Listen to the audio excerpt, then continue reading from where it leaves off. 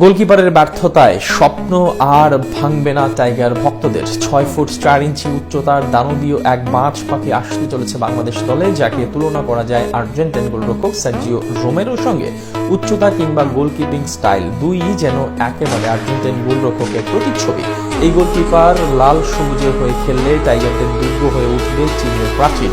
কে এই বাজ পাখি যে আসতে পারে বাংলাদেশ দলে, জানবো।